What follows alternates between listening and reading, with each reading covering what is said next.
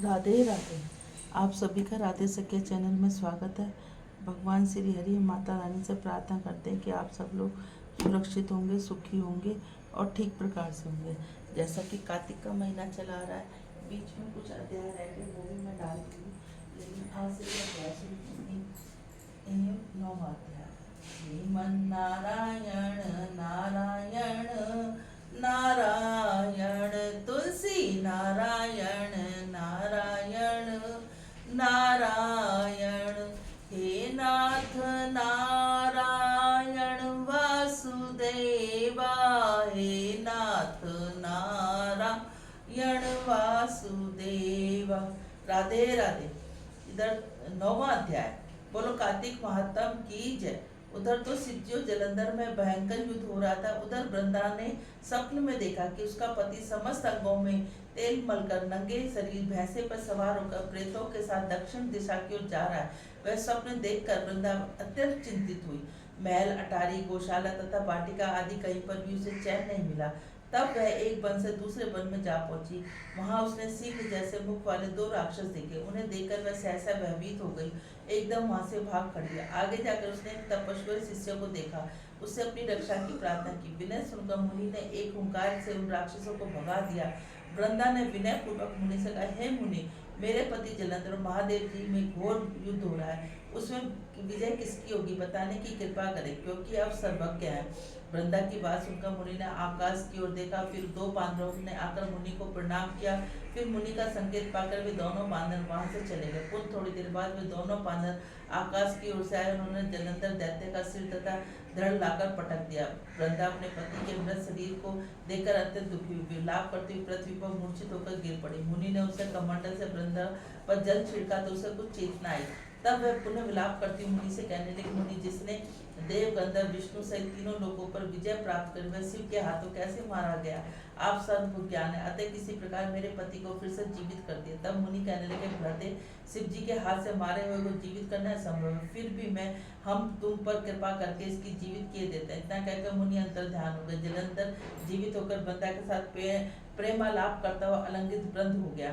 वह सब जलंधर का नित्य वरन जलंधर के वेश में भगवान विष्णु थे। वृंदा जलंधर वेशारी विष्णु के साथ उस वन में रमण करती रही। एक दिन मैथुन के पश्चात उसने पति के वेश में विष्णु को पहचान कर वृंदा अत्यंत क्रोधित होकर बोली, तुमने मेरा प्रतिव्रता धर्म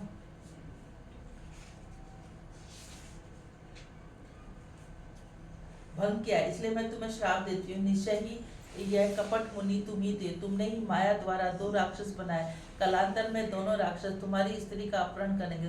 जो तुम्हारे शिष्य है वही बानर का रूप धरकर तुम्हारी सहायता करेंगे। तुमने छल किया, अतः तुम इसे समझ शिला पत्थर हो जाओ। इतनी कथा सुनाने के बाद नारद जी ने ब्रह्मा महाराज पृथु को बतलाया, हे राजन, आप भगवान विष्णु ने देवताओं तथा अपने भक्तों की रक्षा के लिए प्रतिव्रता वृंदा का शील भंग किया था, इसलिए मन ही मन वे अत्यंत दुखी थे। उन्होंने वृंदा से कहा, वृंदे, तुम्हारे श्राप को ग्रहण करते हुए मैं अवश्य शिला रूप में हो जाऊंगा, परंतु तुम भी वृक्ष रूप में होकर मुझको प्राप्त होगी। उसी समय वृंदा अपने पति के चरणों को ध्यान करके विष्णु के मना करने पर भी अग्नि में प्रवेश कर गई। शिला रूप में भगवान विष्णु वृंदा का स्मरण करते उसी चिता भस्म में लौटने लगे। उधर युद्ध क्षेत्र में जलंधर जैसे राक्षसी माया द्वारा पार्वती का रूप धरकर शिव जी को मारने लगे। उनकी इस माया को देखकर शिव जी ने नीचे को मुख कर बैठ गए। यही उचित अवसर जानकर जलंधर ने शिव जी पर अनेक बाणों का प्रहार किया। इस प्रकार शिव जी को प्रकट ग्रस्त देखकर भगवान विष्णु तत्काल वहां आए और उन्होंने राक्षसी माया का शिव जी पर क्रोध कराया। तब चेत होकर शिव जी ने अत्यंत वेग से दोनों दैत्यों का भयंकर बाण वर्षा प्रारंभ की, जिससे भयभीत होकर शंभु और निशंभु भी युद्ध में भाग खड़े हुए। तब शिव जी ने उन्हें श्राप दे तो कहा, क्योंकि तुम युद्ध से भागे इसलिए पार्वती के हाथों मारे जाओगे। उधर वृंदा का प्रतिव्रता धर्म भंग हो जाने से जलंधर का बल समाप्त हो गया। भगवान विष्णु ने सुदर्शन चक्र से उसके तेज सहित शिव जी को दिया।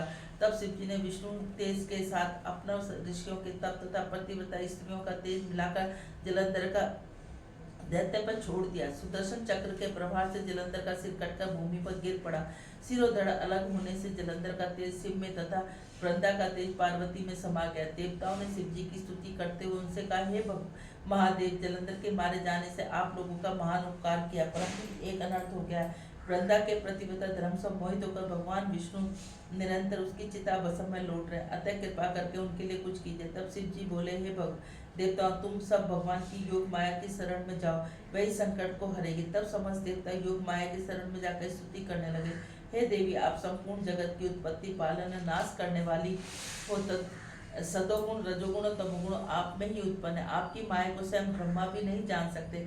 ऐसी देवी को हमारा नमस्कार, जिससे भक्तगण अनादर मोह प्राप्त नहीं होते। ऐसे मूल प्रकृति को हमारा नमस्कार। उस समय देवताओं ने आकाश में तेज देखा और आकाशवाणी सुनी। रजोगुणी तमो सतोगुणी तमोगुणी रूप में गौरी लक्ष्मी सरस्वती मैं हूँ।